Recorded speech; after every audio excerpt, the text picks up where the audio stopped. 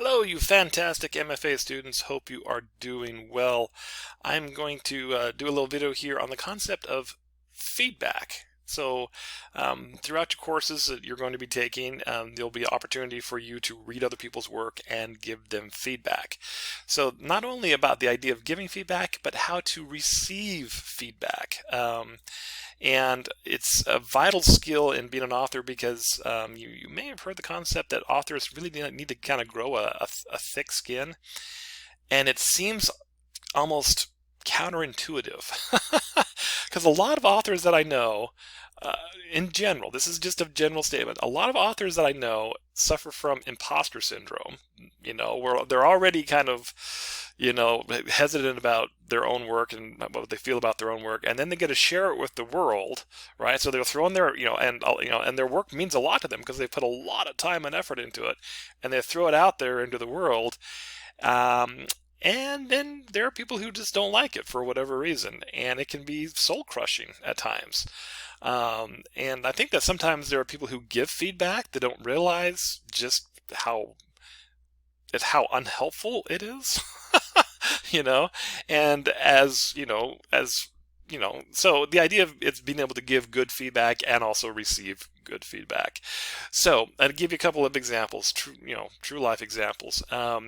So uh, I'll talk about first one is from um, actually it's interesting because as the day that I'm recording this video, I teach at two other schools, and it's one of the classes they're about halfway through the class, and so I had them do like a midterm extra credit assignment. I don't have them. I offer them a midterm extra credit assignment where I say, hey, what's working for this class? What do you like about this class? What are some things that you would recommend that you don't like, that you'd like to see improved, and then what recommendations do you have for me, Professor Morgan, to improve as an instructor. And it's very helpful for me to do that. And it's always fascinating to read students' feedbacks because there are some people you just cannot please whatsoever. One student was like, this is the hardest class I've ever taken in my life. You shouldn't make us do so much work, and it's like, I just want to be able just to it's an online class. I just want to be able to show up, watch videos, and take quizzes. Why are you making us write papers? I'm like, because it's composition class, It's like, what are you going to do?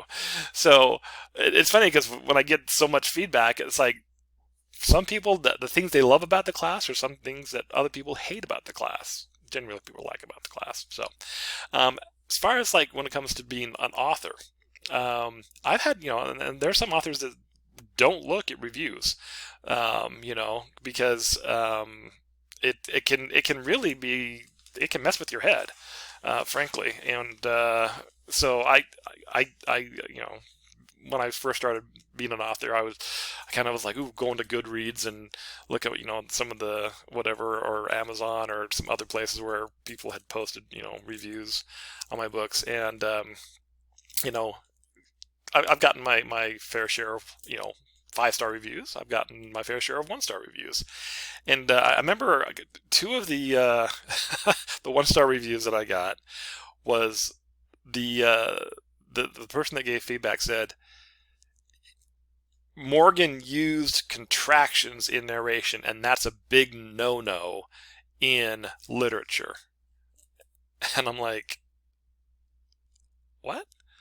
Okay, now, that is a style. So in some literature, you don't use contractions, and some you do, depending on your audience and what kind of writing you're doing and stuff like this. But to give my book a 1-star because of the fact that I use contractions in the narration, it was a young adult book. For heaven's sakes. And that was the style. It was intentional, for it to be not come across as super whatever. Okay, fine. 1-star because I use contractions. Does that mean that I've stopped using contractions in my other books? It depends on the book. It's a stylistic choice. Okay, so there's that one. And for any of you who've actually looked at my website, again, I try very hard not to push my own personal opinions or I try to share experiences, but as far as like my own, my personal beliefs and my morals or whatever, should have no bearing whatsoever. I have very strong beliefs on things, but that has no bearing whatsoever on how I try to approach teaching the class or how I approach, reviewing your work. So I try to be as objective as possible. Um, so, you know, I will say in general, I try to be very accepting. I just feel like life is better if we all can get along. I don't know, isn't that crazy? But I got a 1-star review on one of my books called Wall of Faith.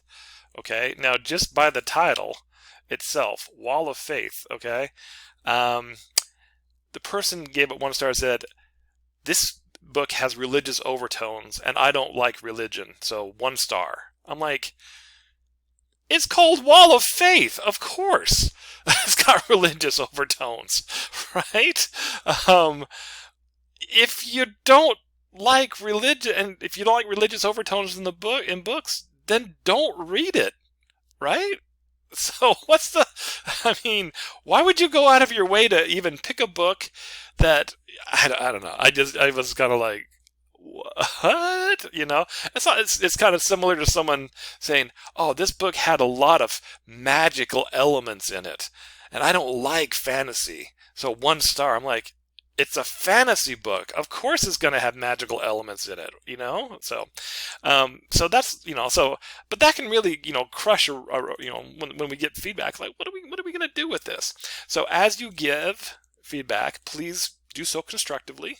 Okay. And I've always, in life, actually, I've been married for 31 years, almost 32, and my wife and I, we have this, we call it the 5-to-1 rule. We didn't make this up. But the idea is, for every constructive feedback that we give to each other, we need to have 5 positive things that we say. So throughout the day, it's like, hey, you look nice. And it's like, hey, and I mean this stuff, right? It's just, that's the way it is. But at least in giving feedback, like to peers in an academic setting, I at least try to do the 1-to-1 rule. If you're going to give them something constructive that they can improve upon, note something positive that they've done as well.